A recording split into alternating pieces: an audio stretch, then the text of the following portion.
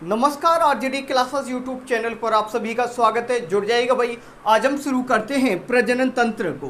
क्या आज हम शुरू करेंगे प्रजनन तंत्र को पूरा डिटेल में मैं आपको पढ़ाऊंगा। दिलो दिमाग को खोल के बैठिएगा, सभी चीज़ें यहीं पर आपको क्लियर हो जाएंगी। चलिए शुरू करते हैं, टाइम वेस्ट नहीं करेंगे। अगर आपने क्लास को अभी तक शेयर नहीं किया तो शेयर कर दीजिएगा, शेयर कर दीजिएगा। बहुत अच्छे तरीके से समझाने वाला हूँ, समझिएगा। यहाँ पर पहले प्रजनन तंत्र।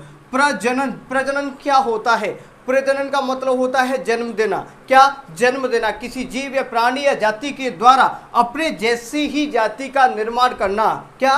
किसी जीव के द्वारा अपने जैसे ही जीवों का निर्माण करना क्या होता है? प्रजनन होता है।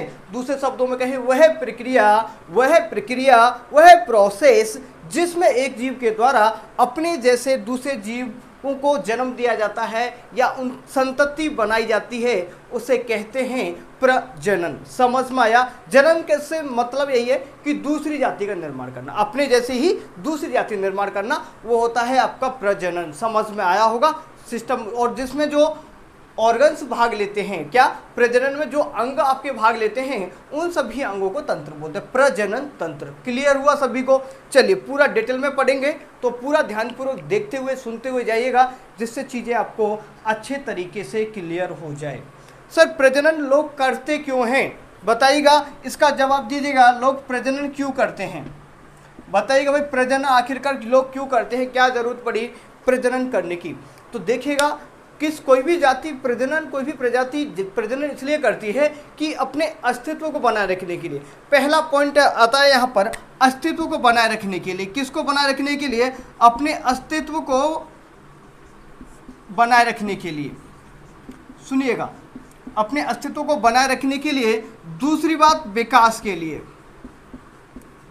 ठीक है, ध्यान से सुनिएगा। अपने अस्तित्व को बनाए रखने के लिए और विकास के लिए। सर विकास से तात्पर्य क्या है? देखिएगा, जब लैंगिक जनन होता है, क्या? जब लैंगिक जनन होता है तो उसमें जो संतति उत्पन्न होती है, उनमें कुछ विभिन्नताएं होती हैं। और आप सभी जानते हो, विभिन्नता ही तो विकास का प्रतीक है। विभिन्नता आना ही तो विकास का प्रतीक है। तो हम क्यों करते हैं प्रजनन? अपने अस्तित्व को बनाए रखने के लिए और एक विकास के लिए। ठीक है, पहले पता है, बंदर से थोड़ा इतने बड़े हुए, आज हम बिल्कुल ठीक ठाक हो गए कि नहीं हो गए? बिल्कुल। सर पहले क्या करते थे? जंगलों में डोला करते थे, हाँ, ऐसे ही कच्चा मांस वगैरह सब कुछ खाया पिया करते थे। तो धीरे धीरे विकास होता है, समझ आया ना? तो विकास भी कैसे होता है? जब विभिन्नता आएंगी, एक में थोड़ा सा ये होगा। अब आगे क्या होगा पता? आगे आने वाले समय में जो आपके जो कान है ना, ये भी गायब होने वाले। वो बाहर का, अंदर वाले कान नहीं, जो बाहर वाला कर्ण पिन्ना है, ये भी गायब हो जाएगा धीरे धीरे। तो ये विकास होता है, समझ आया? तो प्रजनन हम क्यों करते हैं? अपने अस्तित्व को बनाए रखने के लिए और विकास के लिए। समझ आया? यहाँ तक समझ में आया होगा। चलिए अब मैं आपको आगे की चीज़ें रखता हूँ। ये थोड़ा सा बेसिक चीज़ें थी कि प्रजनन क्यों करते हैं। देखिएगा, आपको पूरा बेसिक से चीज़ों को लेके चलूँगा तो बेहतर होगा आपके लिए। अगर एक ही बार पढ़ो और बेहतर पढ़ो, ठीक है? बार बार पढ़ने से तो बेहतर है कि एक ही बार अच्छा पढ़ो, तो लंबे समय तक चीज़ें सेट हो पाएगी। ठीक है, चलो तो देखिए, प्रजनन तंत्र में प्रजनन कितने प्रकार का होता है। अब मैं बेसिकली बात करने वाला हूँ एनिमल के बारे में। ठीक है, सभी हमारे अंदर भी देखो जीवों के बारे में देखिए। प्रजनन दो तरीके से होता है, एक होता है सेक्सुअल, एक होता है असेक्सुअल।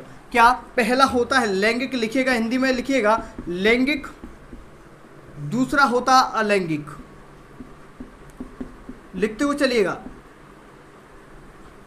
पहला होता है लैंगिक, दूसरा होता है अलैंगिक प्रजनन। क्या? प्रजनन तो लिख लीजिएगा। पहला होता है आपका, एक होता है लैंगिक प्रजनन, एक होता है अलैंगिक प्रजनन। तो लैंगिक को बोले तो सेक्सुअल, लिखते हुए चलिएगा, इंग्लिश लिखना चाहो तो सेक्सुअल रिप्रोडक्टिव, ठीक है, रिप्रोडक्शन। और ये होता है असेक्सुअल। क्या? असेक्सुअल। ठीक है, चलो लिखते हुए जाएंगे भाई सभी। तो देखिएगा, सबसे पहले बताया मैंने लैंगिक प्रजनन। यहाँ देखिएगा, सेक्सुअल रिप्रोडक्टिव क्या होता है, रिप्रोडक्शन क्या होता है, सेक्सुअल। सेक्स का मतलब ही होता है, सेक्स का मतलब होता है इसमें गैमेट बनते हैं। गैमेट से मतलब है युग्मक बनते हैं। क्या बनते हैं? युग्मक बनते हैं। और उन युग्मकों को मिलने से जाइगोट बनता है, युग्मनज बनता है, युग्मनज से भ्रूण बनता है, भ्रूण से बच्चा बनता है। तो उस प्रोसेस को, इस प्रोसेस से जो गुजरता है उसे कहते हैं लैंगिक प्रजनन। पूरा डिटेल में बताऊंगा। अलैंगिक प्रजनन क्या होता है, जिसमें लैंगिक ऑर्गन नहीं होते हैं। लैंगिक प्रोसेस के थ्रू जैसे गैमेट का जो निर्माण होता है, गैमेट कहें तो युग्मक का निर्माण वगैरह नहीं होता है। जैसे ये होता है ज़्यादा प्लांट्स में, क्या प्लांट्स में ज़्यादा आपने देखा भी होगा, जो प्लांट्स होते हैं ना, आपने शीशम वगैरह का पेड़ देखा होगा, हमारे गाँव में भी है। तो हमारे एक्चुअली पापा जी ने भी क्या किया था कि एक बड़ा शीशम का पेड़ था, उसमें से काट काट के दूसरी जगह लगा दिया था। दूसरी जगह लगा दिया तो भाई बहुत सारे पेड़ हो गए थे काटने से। तो मतलब क्या हुआ कि इसमें किसी अंग की जरूरत नहीं पड़ी, बल्कि उस पेड़ की किसी ब्रांच को, शाखा को काट करके ये लगा देते तो वैसा ही बन जाता है। समझ आया होगा आपको। तो लैंगिक और अलैंगिक समझ में, जिसमें लैंगिक अंगों की कोई जरूरत नहीं होती है, इसमें पूरे लैंगिक ऑर्गन्स की जरूरत होती है। तो पूरा डिटेल में आज हम पढ़ेंगे हमारी इस लैंगिक वाले को, क्या लैंगिक रिप्रोडक्शन, ठीक है, रिप्रोडक्शन को पढ़ेंगे पूरा। क्या होता है प्रजनन, क्या होता है, ये पूरा डिटेल में आज आपको मैं बताने वाला हूं। तो चलिए शुरू करते हैं, फिर इसको मिटाता हूं मैं। आराम से पढ़ेंगे भाई, आराम से पढ़ेंगे। किसी को जल्दी हो तो भाई क्लास को स्किप कर सकता है, या फिर ऐसा कर सकते हो आप, किसी को अगर ये क्लास जल्दी देखना है तो 3 डॉट पे जाइएगा, ऊपर स्पीड को इंक्रीज कर लीजिएगा, जिससे आपको थोड़ा सा क्लास स्पीड में सुनाई देगा। ठीक है, चलो तो लैंगिक की बात करेंगे, लैंगिक प्रजनन। तो सबसे पहले मैं प्रजनन के बारे में थोड़ा सा और मैं कुछ बेसिक चीज़ें बता देता हूँ, जिससे चीज़ें अच्छे तरीके से क्लियर हो पाए। देखिएगा, लैंगिक प्रजनन में एक आपने एक शब्द सुना होगा बीबीपोरस। बीबीपोरस का नाम सुना है किसी ने? सुना होगा, ये नाम जरूर सुना होगा। जरायुज सुना है ना, जरायुज, ये समझिए कभी कभी पूछ लेता है जरायुज क्या होते हैं। और ओविपोरस, इसको अंडस ही बोलो या अंडायुज बोलते हैं, ठीक है। देखिएगा, बीबीपोरस कहते हैं जरायुज को। तो याद कैसे करेंगे? बीबी कोई महिला ही तो होती है, क्या बीबी क्या कोई महिला ही तो होती है, तो वो बच्चे को जन्म देती है। तो भाई बीबीपोरस हुआ जो बच्चे को जन्म देते हैं, जो बच्चे को जन्म देते हैं, डायरेक्ट बच्चे को जन्म देते हैं। ये अंडा देते हैं, ये क्या देते हैं? अंडा अंडे से फिर बच्चा बनता है, ठीक है। इसमें अंडा देते हैं सबसे पहले, उसके बाद क्या बनता है? बच्चा उसमें से बनता है। यहाँ तक आपको चीज़ें क्लियर हुई होंगी। चलो बढ़ते हैं आगे। अब बात करते हैं कि जो हमारा जो प्रजनन होता है, एक्चुअल में मानव के अंदर जो प्रजनन होता है उसमें फेजेस क्या रहते हैं, क्या क्या चरण रहते हैं, उन सभी चरणों को आप देख लीजिएगा एक बार, आपको जिससे चीज़ें बेहतर हो पाएँ, आगे के लिए क्लियर हो जाएं भाई, ठीक है। चलो तो लिखेंगे आप यहाँ पर पॉइंट लिखिएगा, पॉइंट डालते हुए चलिएगा, लिखिएगा point. Phases of reproduction, Hindi में लिखिएगा प्रजनन के चरण। प्रजनन के चरण कौन कौन से होते हैं सर? जो प्रजनन होता है ना, इसमें कौन कौन से चरण होते हैं, कितने चरणों के बाद बच्चे का जन्म होता है, पूरा जो रिप्रोडक्टिव सिस्टम है वो पूरा पढ़ाऊंगा आपको। तो सबसे पहले मैं बेसिक से लेके चल रहा हूँ, आपको हाईली चीज़ें भी पढ़ने को मिलेंगी, इतना डिटेल में पढ़ा दूंगा आज आपको। आज हम पढ़ेंगे मेल रिप्रोडक्टिव सिस्टम को पढ़ेंगे मुख्य रूप से। आज हम जो कवर करेंगे आगे बहुत ही बेहतरीन तरीके से, धमाकेदार तरीके से, जो रिप्रोडक्टिव सिस्टम होता है मेल या नर जनन तंत्र को आज हम कवर करेंगे। बहुत अच्छे तरीके से आपको चीज़ें क्लियर हो जाएंगी। तो पहले थोड़ा सा चरणों को देख लीजिएगा, एक्चुअल होता कैसे है प्रजनन, तो जिससे चीज़ें आपको सेट हो जाएं। तो प्रजनन करने के लिए सबसे पहले जरूरी होता है युग्मक का निर्माण। क्या? युग्मक निर्माण, युग्मक जनन, ठीक है। युग्मक जनन होगा तो इससे युग्मक बनेंगे। इसको बोलते हैं, लिखिएगा इंग्लिश में जरूर लिखिएगा, इसको इंग्लिश में जरूर लिखिएगा गैमेटोजीनेसिस। क्या बोलते हैं इसको? गैमेटोजेनेसिस, इसको जरूर लिखिएगा। प्रजनन का जो पहला चरण होता है उसे बोलते हैं गैमेटोजीनेसिस। गैमेटोजेनेसिस, देखो गैमेट का मतलब होता है, गैमेट का मतलब होता है युग्मक, युग्मक। जेनेसिस मतलब जन्म देना, क्या, जन्म देना। तो युग्मक जन्म देना से मतलब हुआ कि युग्मकों का निर्माण करना।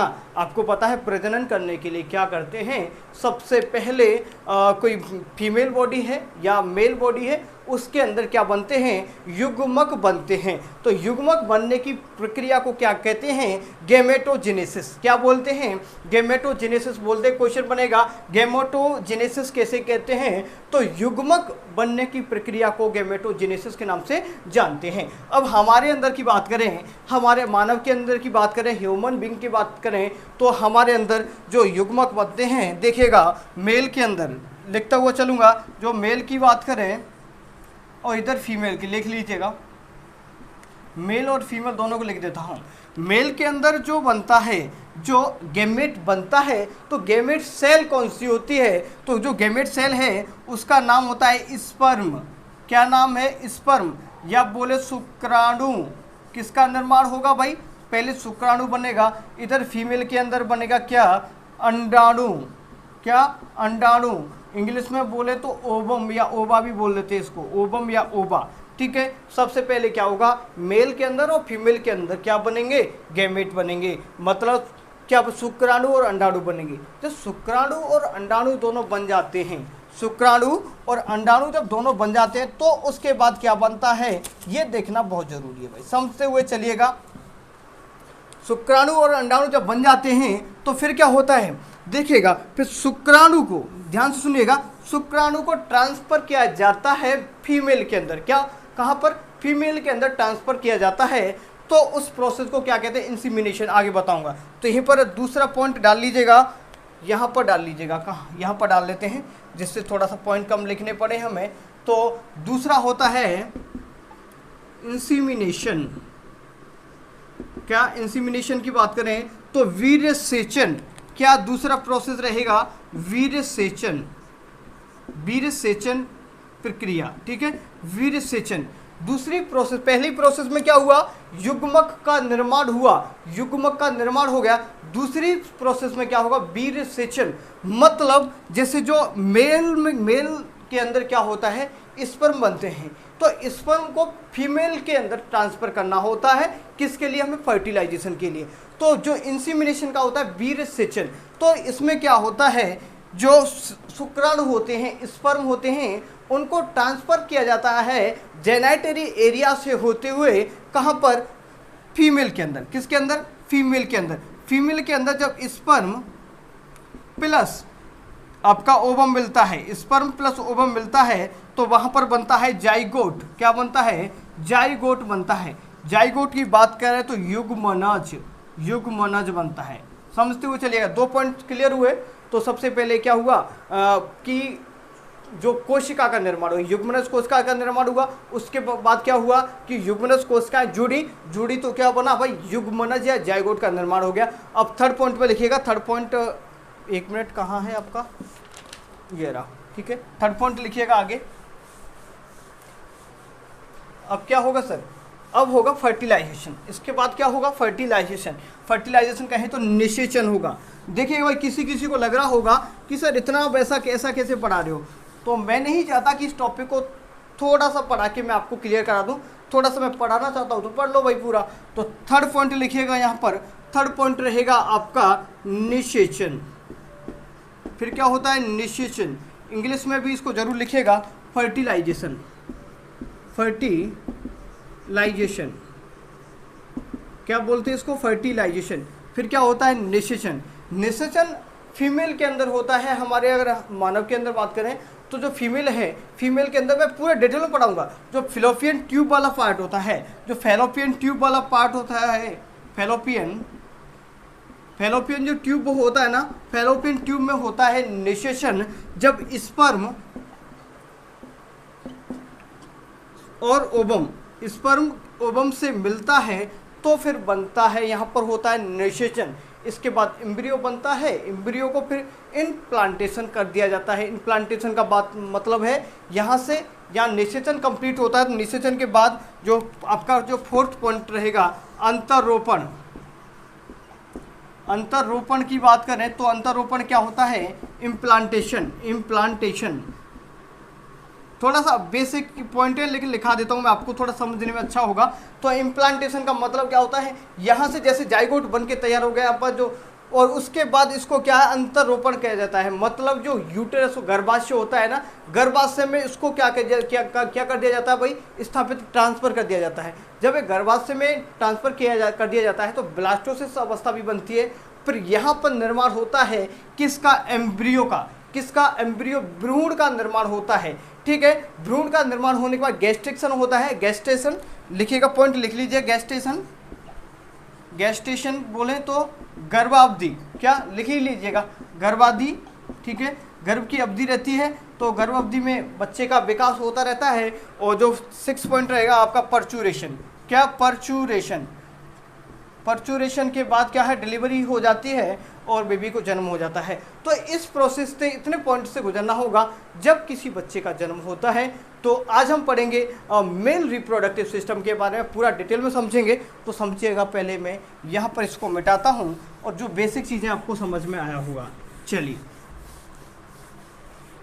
देखिए भाई, पूरा ध्यानपूर्वक देखिएगा, समझने की कोशिश करिएगा, अच्छे तरीके से आपको चीज़ें समझ में आएंगी। तो है, अब हेडिंग लगाना है आपको। क्या लगाना है? हेडिंग आपको, हेडिंग लगाना है नर जनन तंत्र। यहां पर लिखिएगा, यहां पर लिखिएगा नर जनन तंत्र।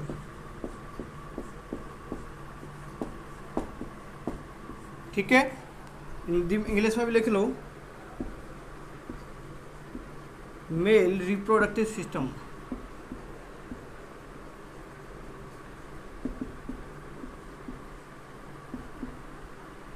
ठीक है भाई, मेल रिप्रोडक्टिव सिस्टम के बारे में आज हम पढ़ेंगे। अब पूरा डिटेल में पढ़ेंगे, तो ध्यान पर देखिएगा। आपको मैं यहाँ पर कुछ एक अलग तरीके से पढ़ाऊँगा, तो क्योंकि देखिए मैं अलग से पॉइंट ज़्यादा नहीं बताऊँगा आपको। तो जो मैं पढ़ाऊँगा तो कृपया करके आपको क्या करना है, पूरा का पूरा ध्यान देंगे। बोर्ड पर एक पिक्चर फॉर्मेट में मैं आपको बना के दिखाऊँगा और उसी पिक्चर से रिलेट करते हुए मैं सभी पॉइंट को यहीं पर आपको बोल के याद करवाऊँगा। तो आप मेरे साथ बोलिएगा, आपको चीज़ें यहीं पर याद हो जाएंगी। रटने की, लिखने की कोई ज़्यादा ज़रूरत नहीं है। और जो यहाँ पर मैं गंदा सा एक डायग्राम बनाऊंगा, उस गंदे से डायग्राम को अपने दिमाग में छाप लीजिएगा। जब तक आप छापोगे नहीं तो चीज़ें कुछ नहीं होगा। ठीक है भाई, चलो तो सबसे पहले बात करेंगे नर जनन तंत्र के बारे में। तो नर जनन तंत्र में जो प्राथमिक जो अंग होता है, क्या? प्राथमिक जो लैंगिक अंग होता है वो कौन सा होता है? वृषण। क्या होता है? वृषण। तो वृषण के बारे में पढ़ेंगे पूरा। शुक्राणु कैसे बनते हैं, शुक्राणु कब कैसे आते हैं, पूरा डिटेल में हम आज पढ़ने वाले हैं। तो ध्यान को देखिए, सुनिएगा। सबसे पहले हम बात करेंगे वृषण के बारे में। किसके बारे में? वृषण के बारे में पढ़ेंगे। वृषण, ठीक है, वृषण के बारे में पढ़ेंगे। वृषण कैसा है? प्राइमरी लैंगिक ऑर्गन। वृषण के बारे में पढ़ेंगे। तो प्राथमिक लैंगिक अंग, ये लिख ही दिया मैंने। ठीक है, लैंगिक अंग होता है। ठीक है, प्राइमरी लैंगिक ऑर्गन होता है ये आपका क्या? वृषण। वृषण के बारे में सुन लीजिएगा। वृषण हमारे शरीर के, थोड़ा सा मैं आपको बता ही देता हूँ, उसके बाद फिर मैं मैप बना दूंगा, वो मैं डायग्राम बना दूँ, सुन लो थोड़ा सा। जो वृषण होते हैं एक्चुअली हमारे शरीर के बाहर थैलीनुमा संरचना में बाहर लटके हुए होते हैं, जिनकी संख्या होती है 2। कितने होते हैं सर? जो वृषणों की संख्या होती है 2 होती है। कितने? ये एक पेयर होते हैं, मतलब वृषणों की संख्या मानव के अंदर 2 होती है। कभी कभी 1 होती है तो भाई प्रॉब्लम हो जाती है। तो 2 वृषणों की संख्या होती है, ये पूरा ध्यानपूर्वक सुनिएगा। अब जो वृषण है ये कहाँ पर स्थित होते हैं? वृषण कोश में स्थित होते हैं। कहाँ पर? वृषण कोश, वृषण कोश में। वृषण कोश में मतलब ये शरीर से बाहर स्थित होते हैं। सर शरीर से बाहर क्यों स्थित होते हैं, पूरा समझ लो, थोड़ा सा डेमो समझ लो पहले। तो वृषण कोश से बाहर क्यों स्थित होते हैं? क्योंकि हमारी जो शरीर का टेम्परेचर होता है, जो बॉडी का टेम्परेचर होता है, बॉडी का टेम्परेचर होता है 37 डिग्री सेल्सियस। ठीक है, 37 डिग्री सेल्सियस होता है। तो इनको क्या है, इनका जो फॉर्मेशन होता है, निर्माण होता है तो कम टेम्परेचर पर होता है। तो ये हमारे शरीर के अंदर नहीं हो सकते। अगर ये अंदर होंगे तो क्या होगा कि शरीर के अंदर जो शुक्राणु ही नहीं बन पाएंगे, स्पर्म नहीं बनेंगे, तो फिर कोई मतलब नहीं है। समझ आया ना। तो इस शरीर से बाहर एक थैलीनुमा संरचना में इस तरीके से लटके हुए होते हैं, ठीक है, इस तरीके से दो लटके हुए होते हैं आपके क्या बोलते हैं टेस्टिस या वृषण, इंग्लिश में भी लिख लो इसको तो टेस्टिस, क्या बोलते हैं इसको टेस्टिस, टेस्टिस मिलेगा, कहीं टेस्टिकल भी मिलेगा यहाँ पर तो समझेगा। तो वृषण कोश से बाहर स्थित होते हैं। कभी कभार क्या होता है कि जो ये वृषण हैं, जब बच्चा पेट में होता है अपने माँ के में, तो ये वृषण क्या है, वृषण कोश के में अंदर आ जाते हैं। जब बच्चा 7 महीने का होता है, याद रखिएगा 7 माह का बच्चा होता है ना, जब मम्मी के पेट में जो बच्चा होता है वो 7 माह का होता है। तो जब बच्चे का विकास हो रहा होता है उस समय, तो जो वृषण बन जाते हैं फिर वो वृषण कोश में आ जाते हैं। कब आ जाते हैं, जब बच्चा 7 महीने का हो जाता है, याद रखिएगा 7 महीने का हो जाता है तो आ जाते हैं। अगर बच्चे के अंदर ये जो वृषण है 7 महीने का हो गया और वृषण कोश में, इस वृषण कोश में वृषण नहीं आते हैं, वृषण कोश में वृषण नहीं आते हैं, तो भाई उसको बोलते हैं नपुंसक। क्या उसको बोलते हैं नपुंसक? क्यों बोलते हैं? क्योंकि वो बच्चे पैदा नहीं कर पाएगा, अर्थात उसके अंदर स्पर्म नहीं बनेगा, तो उसको नपुंसक बोले जाएंगे या स्टरलिटी।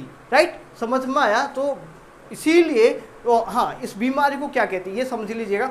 अगर किसी बच्चे में ये जो स्पर्म है, जो शुक्राणु बनते हैं आपके टेस्टिस में, ये अगर आपके स्क्रोटम बोलते हैं इसको क्या बोलते हैं, वृषण को उसको स्क्रोटम बोलते हैं, स्क्रोटम वाले पार्ट में नहीं आते हैं, तो वहाँ पर उसको बोलते क्या है सर, ये जानना जरूरी है आपको। उसको बोलते क्रिप्टो, देखिएगा क्रिप्टो आर्किडिशम बोलते हैं उसको क्या बोलते हैं, क्रिप्टो आर्किडिशम बोलते हैं। ध्यान को सुनते चलिएगा, क्रिप्टो आर्किडिशम किसे कहते हैं? तो बच्चे के वृषण कोश में वृषण का ना आना ही क्रिप्टो आर्किडिशम बोलते हैं। तो लिख लीजिएगा, यहाँ पर नोट करते हुए चलिएगा। देखो थोड़ा सा इसको रफली चीज़ों को लिखना, क्रिप्टो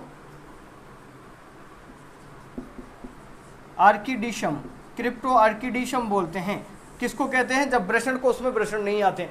कभी कभी क्या होता है, एक कंडीशन देखिएगा, यहाँ देखिएगा, जो ये एक्चुअली ये वृषण है आपकी, ठीक है, ये जो एक पेयर होते हैं, 2 वृषण होते हैं। तो ऊपर क्या है, यहाँ पर ऊपर आपको पता है, यहाँ पर एब्डोमेन वाला पार्ट होता है, एब्डोमेन, यहाँ पर यूरिनरी ब्लैडर होता है ना, यहाँ पर होता है यूरिनरी ब्लैडर। जो यूरिनरी ब्लैडर होता है, यहाँ पर एब्डोमेन वाले पार्ट से क्या होता है, यहाँ पर एक लेयर पाई जाती है, तो लेयर क्या है, थोड़ा सा वीक होने की वजह से इसमें पानी भर जाता है। क्या होता है, ध्यान को सुनिएगा भाई, इसमें पानी भर जाता है। जो वृषण कोश में पानी भर जाता है तो प्रॉब्लम हो जाती है, इसका साइज अब नॉर्मल हो जाता है, बहुत बड़ा साइज हो जाता है वृषण कोश का। जब वृषण कोश का साइज बहुत बड़ा हो जाता है, इनमें पानी भर जाता है, तो भाई प्रॉब्लम हो जाती है। जब प्रॉब्लम हो जाती है तो भाई इसका इलाज करवाते हैं, ऑपरेशन करवाते हैं, बिल्कुल ठीक हो जाता है। यहाँ पर इस लेयर को क्या बोलते हैं, इनको बोलते हैं, देखिएगा इनग्विनल कैनाल बोलते हैं। उस बीमारी को इनग्विनल हार्मेनिया बोलते हैं, इनग्विनल हार्मेनिया, ठीक है, क्या बोलते हैं, इनग्विनल हार्मेनिया उस बीमारी को कहा जाता है। यहाँ तक आपको ये जो क्वेश्चन पर क्वेश्चन बता रहा हूँ, इनको ध्यान से सुन लीजिएगा, दिमाग में बिठा दूँ चलिएगा। ये डेमो के रूप में करा रहा हूँ, अभी आपको बाई डायग्राम के द्वारा सभी चीज़ें समझा दूंगा, जिससे थोड़ा सा बेसिक वाला है तो ये याद ही कर लो इनको, तो ठीक है, बेसिक है तो समझेगा। हमारे जो वृषण कोश में वृषणों की संख्या कितनी होती है, 2 होती है। प्राथमिक लैंगिक अंग पूछा जाता है तो वृषण है, टेस्टिस बोलेंगे आपको।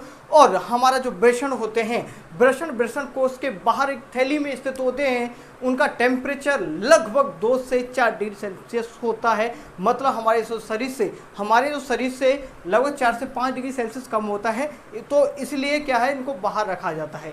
ये चीज़ समझ में आया होगा। किसी प्राणी में वृषण बनते नहीं हैं, जब वृषणों का निर्माण नहीं होगा तो स्पर्म नहीं बनेगा, स्पर्म नहीं बनेगा तो वो बच्चे पैदा नहीं कर सकता, बच्चे पैदा नहीं करेगा तो उसको बोलेंगे क्रिप्टो आर्किडिशम। क्या, क्रिप्टो आर्किडिशम बोलते हैं, क्रिप्टो आर्किडिशम बोलते हैं। और जब पानी भर जाता है आपके किस में, वृषण कोश के अंदर स्क्रोटम वाले भाग में पानी भर जाता है तो उसको क्या बोलते हैं, इनग्यूइनल हार्मेनिया, इनग्यूइनल हार्मेनिया के नाम से जानते हैं। यहाँ तक आपको थोड़ा सा ओवरव्यू जो मैंने बताना था वो आपको वृषण के बारे में समझ में आया होगा। और भी चीज़ें हैं वृषण के बारे में मैं आपको समझाता हुआ चलूँगा। अब मैं थोड़ा सा डायग्राम ड्रॉ करता हूँ क्योंकि मुझे भी अच्छा नहीं लगता इस तरीके से पढ़ाना कि वैसे ही रटन विद्या इस तरीके से कराना, लेकिन थोड़ा सा ये इस तरीके से आप अब अच्छी तरीके से समझ पाएंगे। देखिएगा, समझिएगा, अच्छे तरीके से बना देते हैं इसको तो समझिएगा। इसको ऐसा करते हैं, इसको मिटा देते हैं। एक बार देखिएगा, थोड़ा सा बड़ा करना पड़ेगा मुझे। ऊपर लिख देता हूँ इसको ना, ऊपर लिख देता हूँ यहाँ पर। अरे यार एक मिनट,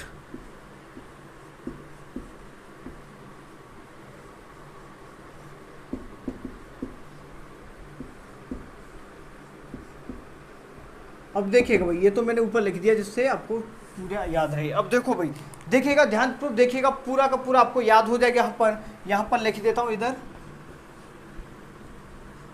नर जनन तंत्र। अब इसको छाप लेना दिमाग में भाई। अब यहाँ से मेन क्लास शुरू हो रही है, इसको दिमाग में छाप लेना भाई। इसको अगर दिमाग में छाप लिया तो यहीं पर चीज़ें याद हो जाएंगी। यहीं से क्वेश्चन भर भर के आते हैं। कहाँ से क्वेश्चन आते हैं? भर भर के क्वेश्चन यहीं से आते हैं। वो देखिएगा, सबसे पहले देखिएगा हमारे वृषण कोश के अंदर कितने वृषण होते हैं? 2 होते हैं। तो देखिएगा यहाँ पर एक वृषण ये हुआ आपका, एक वृषण ये हुआ, ठीक है, समझिएगा ध्यानपूर्वक। एक वृषण ये हुआ, एक वृषण ये हुआ। तो एक वृषण के बारे में समझ लो, दूसरे के बारे में भी समझा दूंगा आपको। सबसे पहले जो वृषण होता है आपका, इस वृषण के अंदर ध्यान सुनिएगा, ये जो वृषण है, वृषण के ऊपर इस तरीके से एक लेयर पाई जाती है।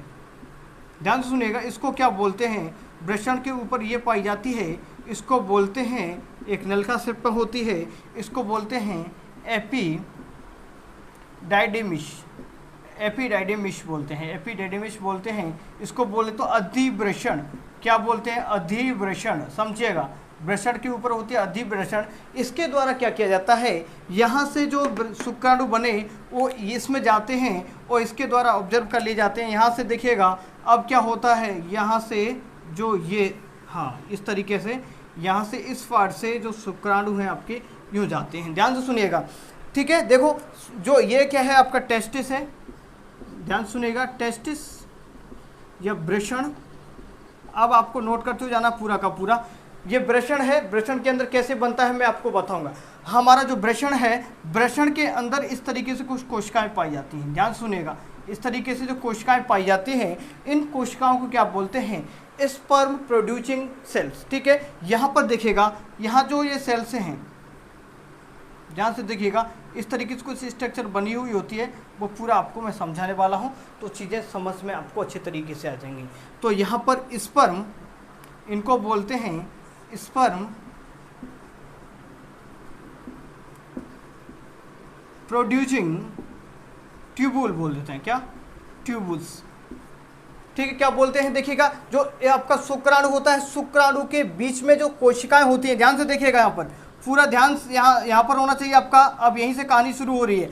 जो स्पर्म कहाँ बनते हैं देखिएगा, स्पर्म के अंदर जो ये सेल होती हैं, जो ये कोशिकाएं पाई जाती हैं, इसके अंदर जो ये कोशिकाएं पाई जाती हैं, यहाँ पर ये जो पाई जाती हैं, इनको बोलते हैं स्पर्म प्रोड्यूसिंग ट्यूब्स। क्या इनमें जो नलिका है, यहाँ पर क्या बनता है? शुक्राणु बनता है, शुक्राणु बनता है। यहाँ देखिएगा, जो ये खाली स्थान है, ये जो खाली स्थान इसमें बच जाता है, ध्यान सुनिएगा, जो कोशिकाओं के बीच में जो खाली स्थान होता है, इसको अंतराली कोशिका बोलते हैं। क्या बोलते हैं? अंतराली कोशिका।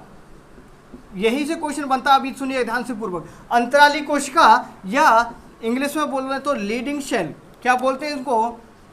लीडिंग शेल, इनको लीडिंग शेल बोलते हैं। ध्यान सुनिएगा, जो शुक्र नलिका है, जो शुक्राणु का जहाँ पर निर्माण हो रहा होता है, वहाँ पर होता है, क्या होता है? अंतराली कोशिकाएं होती हैं। अंतराली कोशिकाओं से निर्माण अंतराली कोशिकाओं का काम क्या है? टेस्टोस्टेरोन, क्या? टेस्टोस्टेरोन हार्मोन बनता है। यहाँ पर कौन सा हार्मोन बनता है? टेस्टोस्टेरोन। और टेस्टोस्टेरोन हार्मोन का दूसरा नाम है एंड्रोजन हार्मोन। क्या एंड्रोजन हार्मोन लिखिएगा, एंड्रोजन हार्मोन। अब यहाँ से पूरी कहानी समझ में आएगी, आपको पूरा फोकस बनाना है यहाँ पर। आपको सुनिएगा, इसको मिटा देता हूँ, थोड़ा सा सुनिएगा। आपका जो शुक्राणु है, ध्यान से सुनिएगा, ये है आपका पूरा क्या है, एक वृषण है, ध्यान से सुनिए, सॉरी, ये पूरा वृषण है। वृषण के अंदर जो सेल पाई जाती हैं, यहाँ पर स्पर्म प्रोड्यूसिंग जो ट्यूब्यूल से जो नलिका पाई जाती हैं, यहाँ से शुक्राणु बनते हैं। जब स्पर्म यहाँ से बन गया तो स्पर्म बनने के लिए यहाँ पर एक कोशिका और पाई जाती है, उन्हें बोलते हैं सर्टोली की कोशिका। कौन सी? सर्टोली की कोशिका। कौन सी कोशिका पाई जाती है यहाँ पर? जो सर्टोली की कोशिका पाई जाती है, इसका काम क्या है? ये पोषण देती है, शुक्राणु को पोषण प्रदान करना, शुक्राणु को पोषण। देखिएगा यहाँ पर, जब यहाँ पर शुक्राणु बन रहा होता है, कहाँ पर? जब आपके वृषण के अंदर शुक्राणु बन रहा होता है, तो उस टाइम पर उसे पोषण देने का काम करता है, न्यूट्रिएंट्स का काम करती हैं सर्टोली कोशिकाएं। सर्टोली कोशिकाएं काम करती हैं किसका? शुक्राणु को पोषण देने का। और यहीं पर क्या पाई जाती है? लीडिंग सेल या अंतराली कोशिकाएं पाई जाती हैं, जिनसे टेस्टोस्टेरोन हार्मोन या नर हार्मोन प्रोड्यूस होता है, रिलीज होता है। यहाँ पर किसका उत्पादन होता है? किसका? Testosterone hormone. टेस्टोस्टेरोन हार्मोन का दूसरा नाम है एंड्रोजन हार्मोन। यहीं से चीज़ें, क्वेश्चन यही बनेगा कि नर हार्मोन कौन सा है, तो टेस्टोस्टेरोन या एंड्रोजन बन जाएगा। दूसरा क्वेश्चन यहाँ बनेगा कि जो टेस्टोस्टेरोन हार्मोन वो कहाँ से बनता है, किन कोशिकाओं से बनता है, तो बताना है आपको अंतराली या लीडिंग कोशिकाएं। अब तीसरा क्वेश्चन बनेगा, यहाँ पर देखिए क्वेश्चन पे क्वेश्चन, धड़ल्ले से क्वेश्चन आएंगे यहाँ से। देखिएगा कि जो शुक्राणु का निर्माण होता है, स्पर्म का निर्माण होता है, तो उनको पोषण कौन सी कोशिकाएं देती हैं? तो पोषण देती हैं कौन सी? सर्टोली कोशिकाएं उन्हें पोषण देती हैं। यहाँ पर जो मांसपेशियां पाई जाती हैं, सर ध्यान से सुनिएगा, यहाँ पर जो मांसपेशियां पाई जाती हैं उन्हें डर्टोस मांसपेशी कहते हैं। कौन सी? डर्टोस मांसपेशी। कौन सी मांसपेशी पाई जाती है इसमें? जो आपका जो वृषण है, वृषण के अंदर डर्टोस नाम से मांसपेशियां पाई जाती हैं। तो यहीं से क्वेश्चन समझते हुए चलेगा, यहीं से बौछार होने वाली है क्वेश्चंस की, तो पूरा फोकस बनाइएगा यहाँ पर, ठीक है। तो यहाँ पर डर्टोस मांसपेशी भी यहाँ पर मसल्स पाई जाती हैं। अब क्या होता है, यहाँ से जैसे ही यहाँ पर बन गया, यहाँ पर सेमीफेरस ट्यूबुल पाए जाते हैं। क्या? सेमीफेरस ट्यूबुल नलिकाएं पाई जाती हैं। शुक्र जनन नलिका यहाँ पर होती हैं, शुक्र जनन नलिका। क्या होती हैं? शुक्र जनन नलिका, शुक्र जनन नलिका, ठीक है। सेमनीफेरस, ठीक है, ट्यूब्स पाया, सेमनीफेरस ट्यूब्स पाए जाते हैं। इनके द्वारा फिर इसमें आता है, यहाँ पर एपिडिडिमिस वाले पार्ट में आ जाता है। यहाँ पर जो शुक्राणु होता है कैसा होता है? यहाँ पर इनमेच्योर होता है। क्या? इनमेच्योर होता है, यहाँ पर मैच्योर नहीं होता है। तो इनमेच्योर या अपरिपक्व शुक्राणु, अपरिपक्व शुक्राणु, ठीक है भाई, लिखते हुए चलिएगा इसी तरीके से, आपको चीज़ें सब भी यहीं पर याद हो जाएगी। यहाँ पर क्या होता है? अपरिपक्व शुक्राणु होता है। जब एपिडिडिमिस वाले भाग में आता है तो यहाँ पर क्या होता है? जो स्पर्म है, स्पर्म आपका मैच्योर हो जाता है।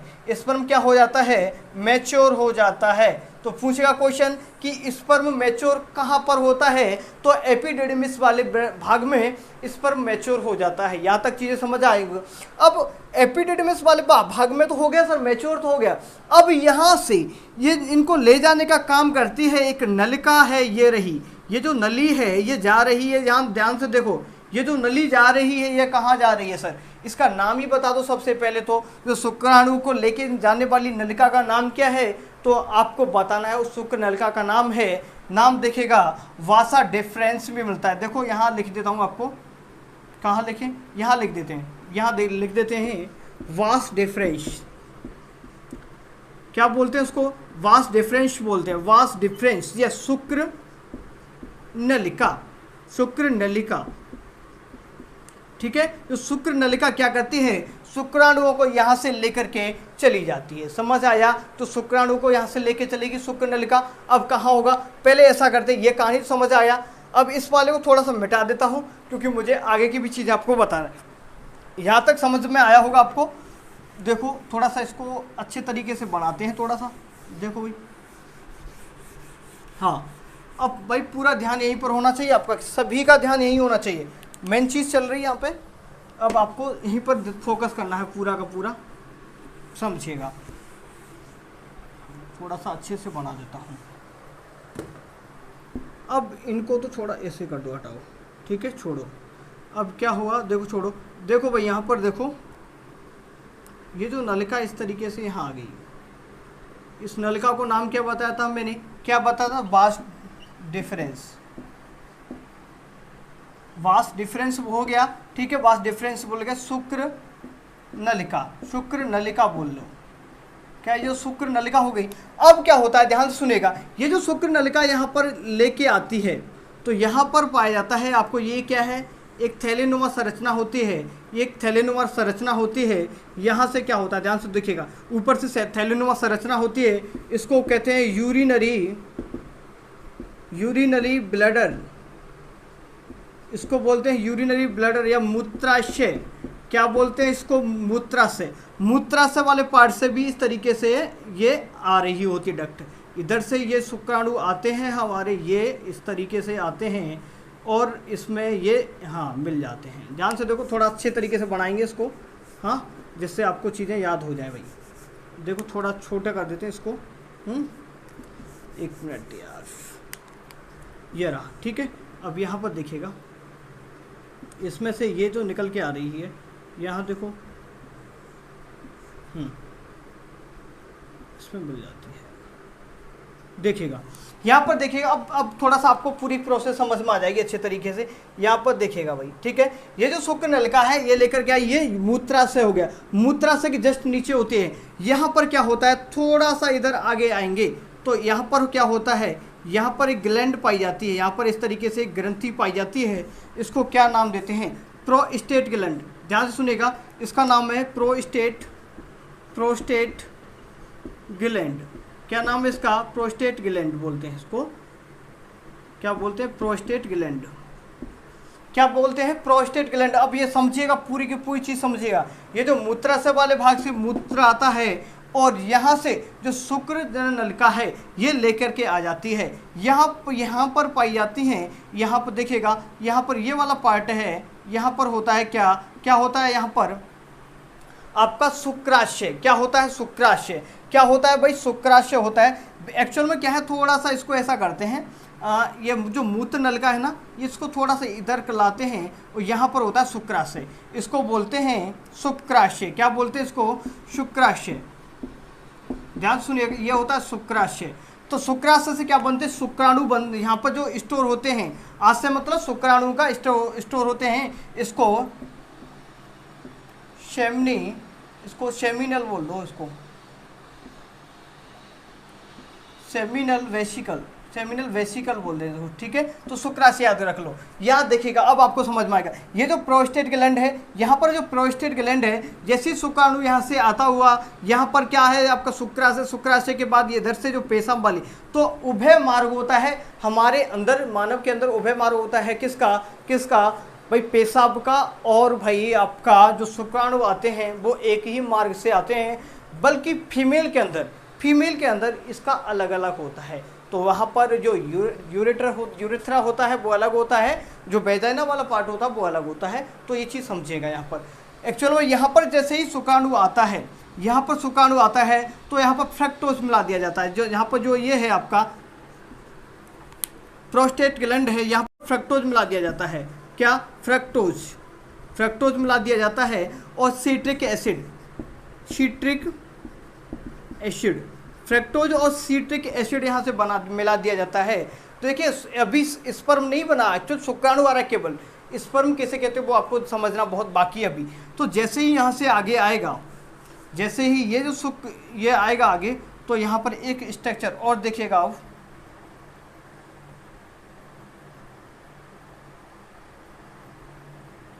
आराम से पढ़ा रहा हूँ भाई, थोड़ा सा धैर्य बनाए रखना होगा आपको। जब तक चीज़ें आप अच्छी तरीके से सीखना है, समझना है, तो आपको थोड़ा सा धैर्य तो बनाए रखना ही होगा भाई, ठीक है। इस तरीके से ये होता है आपका एक पार्ट, ठीक है, इस तरीके से। अरे इसको थोड़ा सा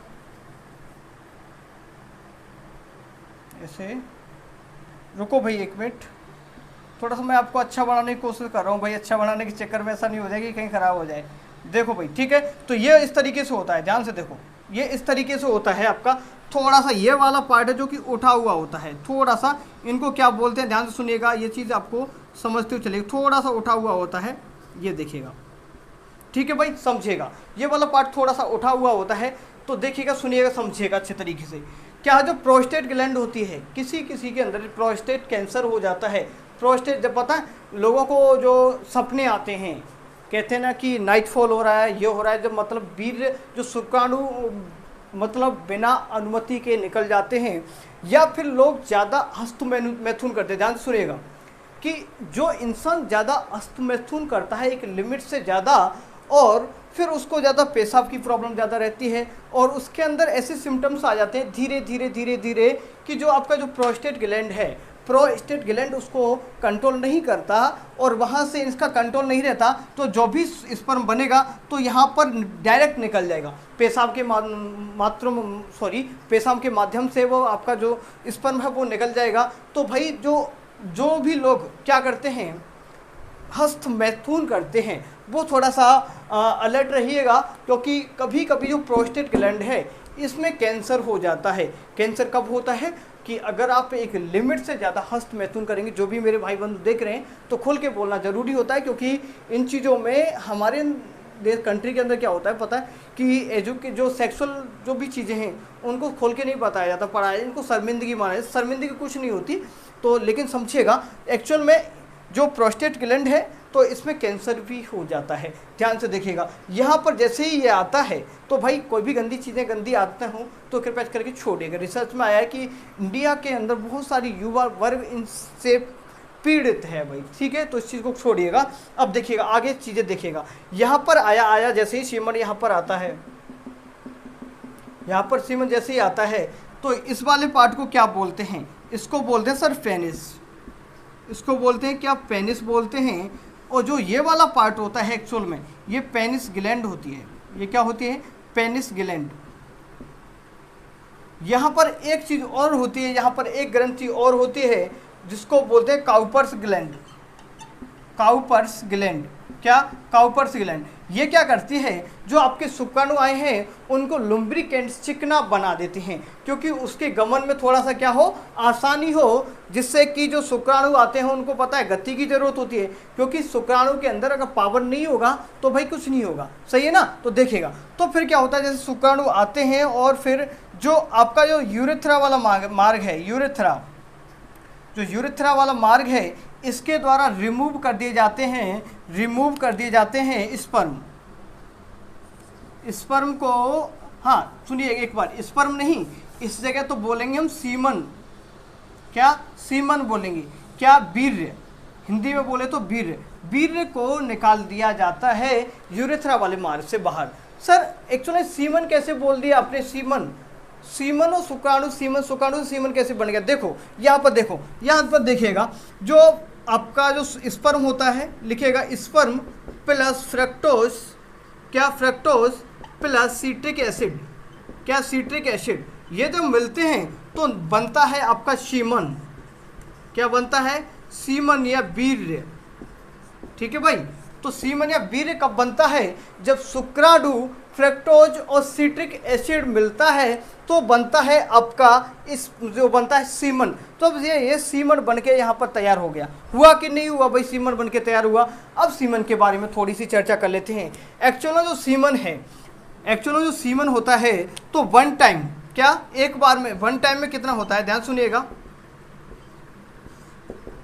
जो भी हेल्दी पर्सन होते हैं वन टाइम में क्वेश्चन बनता है कि एक बार में कोई भी नॉर्मल मेल कितने जो स्पर्म निकालता है, ये आपको बताना है सीमन के रूप में। तो देखिएगा यहाँ पर 3 ml, कितने ml, 3 ml स्पर्म को निकालता है। तो 3 ml की बात करें तो 3 ml के अंदर जो स्पर्म, जो सीमन आता है 3 ml, इसमें जो स्पर्म की संख्या होती है वो होती है 300 मिलियन। कितनी, 300 मिलियन इसमें क्या होते हैं सर, स्पर्म होते हैं। 300 मिलियन स्पर्म में से ध्यान रखिएगा 30% स्पर्म हाईली एक्टिवेट होना जरूरी है। नहीं तो आप बच्चे पैदा नहीं कर पाएंगे, क्योंकि शुक्राणु के अंदर अंडाणु को भेदन की क्षमता होना बहुत जरूरी है। अगर शुक्राणु अंडाणु को नहीं भेद पाएगा तो फर्टिलाइजेशन नहीं होगा तो बच्चे भी पैदा नहीं होंगे। समझ आया ना? एक क्वेश्चन और सुनिएगा। यहाँ पर कभी कभी क्या होता है कि किसी को बच्चे पैदा नहीं करने होते हैं तो इसको काट दिया जाता है, काट देते हैं, इसको बोलते हैं वेसेक्टोमी। क्या इसको बोलते हैं? वेसेक्टोमी। एक होता है ट्यूबेक्टोमी, तो उसको ट्यूब को काट दिया जाता है, जो फेलोपियन ट्यूब को काट देते हैं महिलाओं में, फीमेल के अंदर, तो उसको बोलते हैं वेसेक्टोमी। एक होता है वेसेक्टोमी तो बोलते हैं जो नर के अंदर जो शुक्रजनन नलिका वहाँ सा डिफरेंस है, इसको काट देते हैं तो उसको बोलते हैं वेसेक्टोमी, और फीमेल में होते हैं उसे बोलते हैं ट्यूबेक्टोमी। ये भी क्वेश्चन आपको क्लियर हुआ। तो और कौन सा क्वेश्चन बच रहा है एक बार मैं देख लेता हूँ, आपको कोई भी डाउट नहीं रहा होगा मेरे ख्याल से। जो ध्यानपूर्वक पूरे को एक बार मैं आपको रिवाइज कराने वाला हूँ, तो ध्यानपूर्वक देखिएगा और समझिएगा, ठीक है। चलो शुरुआत करते हैं। तो पूरा ध्यान दीजिएगा, यहाँ पर मैं आपको पॉइंट बाय पॉइंट बताने वाला हूँ। यहाँ पर देखिएगा, ये है आपका क्या वृषण आपका वृषण कोश से बाहर रहता है, क्योंकि वृषणों के निर्माण को किसकी कम टेम्परेचर की आवश्यकता पड़ती है। ध्यान सुनिएगा, जो वृषण है वृषण कोश से बाहर होते हैं। वृषण कोश के अंदर क्या पाई जाती है? स्पर्म प्रोड्यूसिंग ट्यूब पाए जाते हैं, मतलब जो शुक्र जनन नलिका पाई जाती हैं। यहाँ पर शुक्र जनन नलिका पाई जाती है, इनमें शुक्राणु का निर्माण होता है। ध्यान सुनिएगा, यहाँ पर जो शुक्राणु के अंदर, ध्यान सुनिएगा, जो वृषण के अंदर क्या पाई जाती हैं? लीडिंग या अंतराली कोशिकाएं पाई जाती हैं। ध्यान सुनिएगा, क्या वृषण के अंदर लीडिंग या अंतराली कोशिकाएं पाई जाती हैं, जिनसे नर हार्मोन टेस्टोस्टेरोन या एंड्रोजन का उत्पादन होता है या प्रोडक्शन होता है। किसका होता है? अंतराली कोशिका या लीडिंग कोशिकाओं से टेस्टोस्टेरोन हार्मोन या एंड्रोजन हार्मोन का निर्माण होता है। ठीक है भाई, समझ में आया यहाँ तक? अब क्या होगा, जो ये है, जो आपका ये जो वृषण है, इसके ऊपर वाला ये जो रेड कलर में मैंने आपको लिखा है, इसका नाम क्या है? इसको बोलते हैं अधिवृषण। क्या? अधिवृषण या एपिडिडिमिस। इसमें क्या होता है? शुक्राणु मैच्योर होता है। जो पहले जो शुक्राणु यहाँ पर बनता है वो इनमैच्योर होता है। तो मैच्योर कहाँ पर हो जाता है? आपका एपिडिडिमिस में।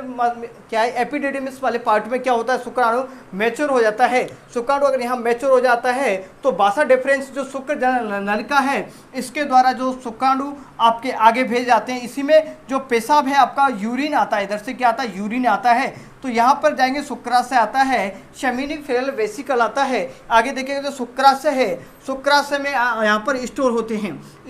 यहाँ पर पाई जाती है एक प्रोस्टेट ग्लैंड। क्या? प्रोस्टेट ग्लैंड पाई जाती है, जो कि क्या काम क्या करती है? फ्रक्टोज मिलाती है। ये जो हमारे जो स्पर्म आते हैं उनको मूवमेंट का कार्य करते हैं, उनको थोड़ी सी एनर्जी दे दे, जिससे कि उनके गमन में आसानी हो। यहीं पर एक बार्थोलिन ग्लैंड पाई जाती है, बार्थोलिन भी बोलते हैं इसको, बार्थोलिन बोले या काउपर्स ग्लैंड बोलते हैं, जो कि क्या कहते हैं? लुम्ब्रिकेंट, जो स्पर्म बन के आता है उनको लुम्ब्रिकेंट बना देती, चिकना बना देती है। कौन सी? काउपर्स ग्लैंड उसको चिकना बना देती है, जिससे जो स्पर्म है शुक्राणु के गमन में आसानी हो। तो शुक्राणु के गमन में आसानी हो तो फिर क्या है? यूरेथ्रा वाले पार्ट से यहाँ पर जो स्पर्म है उनको निकाल लिया जाता है। जो बाहर की लेयर है, मस्कुलर ऑर्गन होता है आपका पेनिस, जो बाहरी जो वाला भाग होता है उसको पेनिस बोलते हैं। जो आगे थोड़ा सा उठा हुआ ये भाग होता है उसे पेनिस ग्लैंड कहते हैं। क्या कहते हैं? पेनिस ग्लैंड कहते हैं। यहाँ पर जो सीमम बन के तैयार हो जाता है, सीमम कैसे बना? Sperm plus fructose plus citric acid.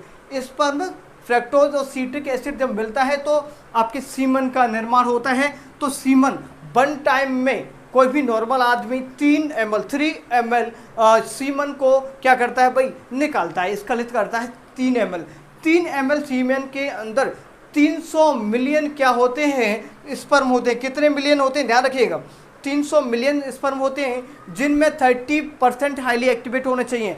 अगर आपके शुक्राणु में पावर नहीं है, अगर आपके शुक्राणु में ताकत नहीं है, तो आप क्या नहीं कर सकते भाई? आप क्या नहीं कर सकते? आप जो शुक्राणु है वो अंडाणु को नहीं बेच सकते। क्या नहीं कर सकते? आप बाप तो बन ही नहीं सकते। क्यों नहीं बन सकते?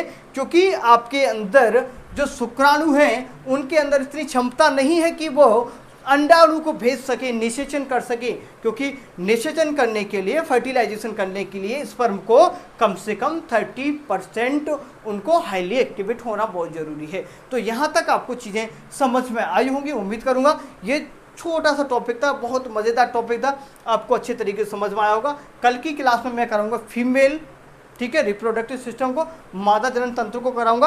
अगर इसमें भी किसी को कोई डाउट हो तो कमेंट करके मुझे ज़रूर बताइएगा, ठीक है, पूछ लीजिएगा, आपको सभी डाउट क्लियर हो जाएंगे। तो समझ में आया होगा अच्छे तरीके से। धन्यवाद आप सभी के लिए। क्लास अच्छा लगा हो तो शेयर करिएगा और लाइक कमेंट भी कर दीजिएगा। धन्यवाद।